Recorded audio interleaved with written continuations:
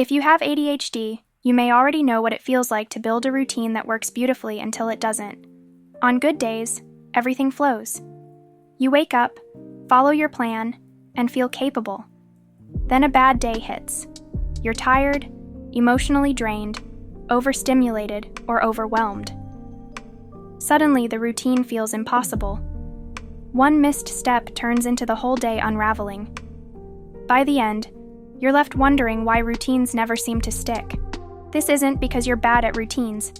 It's because most routines are designed for ideal conditions. ADHD brains rarely operate in ideal conditions. Energy fluctuates, emotions fluctuate, capacity fluctuates.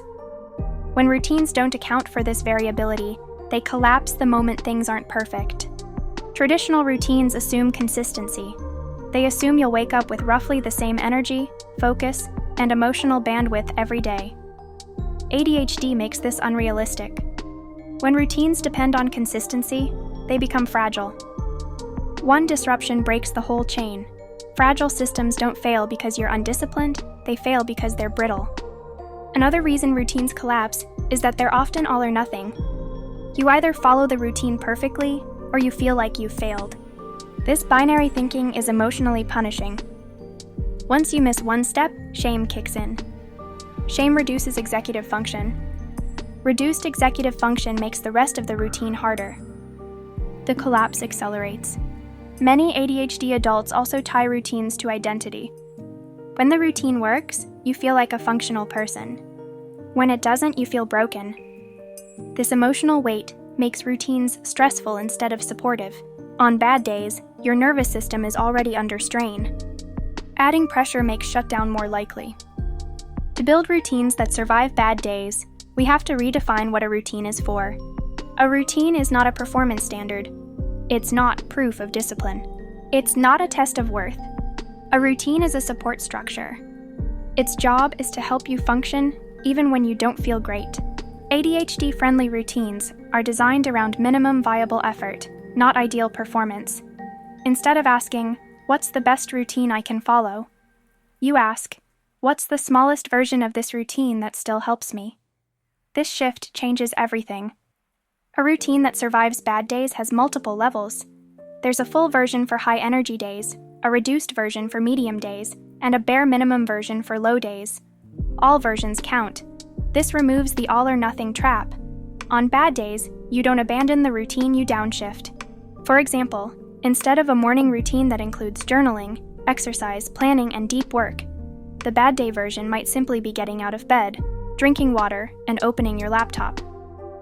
That's not failure. That's maintenance. Maintenance keeps the system alive. Another critical feature of durable routines is sequence flexibility. Traditional routines assume steps must happen in a specific order. ADHD routines work better when order is optional. If step 1 feels impossible, you can start with step 3. Movement creates momentum. Momentum matters more than order. Bad days also require routines that tolerate interruption. ADHD brains are easily disrupted by unexpected events, sensory overload, or emotional triggers. Routines that require uninterrupted time collapse under real life. Routines that allow pause and return are more resilient. This is where systems support routines. Visual cues, timers, checklists, and reminders allow you to re-enter a routine without restarting from zero. You don't need to remember everything the system remembers for you. Another reason routines collapse is unrealistic time expectations. Many routines fail because they're too long. ADHD brains underestimate time, especially on low-energy days. Shorter routines are easier to start and easier to recover. A routine that takes 5 minutes and happens is more powerful than a 30-minute routine that doesn't. It's also important to separate routines from motivation. Waiting to feel like it on bad days rarely works. ADHD-friendly routines rely on cues, not feelings. Environmental cues such as location, objects, or time of day can prompt action without emotional effort. Bad days are also often sensory days. Noise, light, clutter, or social interaction may feel overwhelming.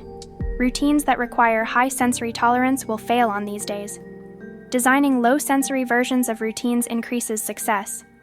This might mean quieter spaces, fewer steps, or simplified tools. Another overlooked factor is self-talk. When routines fail, many people respond with criticism. This makes bad days worse. ADHD routines need compassionate self-talk built in.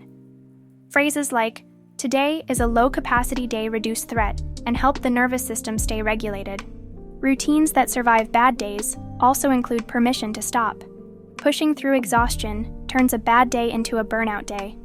Knowing when to stop protects future capacity. This isn't quitting, it's pacing. It's also helpful to redefine what bad day means.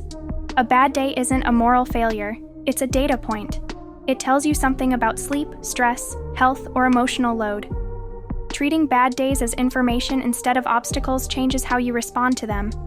Another key principle is reducing decision points. The more choices a routine requires, the more likely it is to collapse on bad days.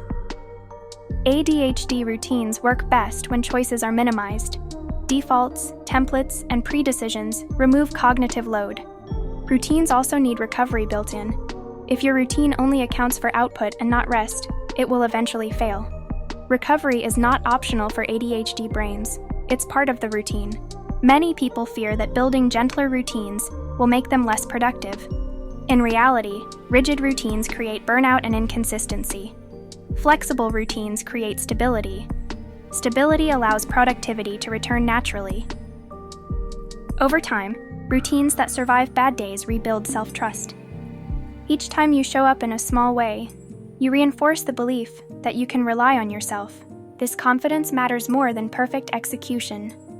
It's also important to expect bad days. Designing routines that only work on good days sets you up for disappointment. Designing for bad days creates resilience.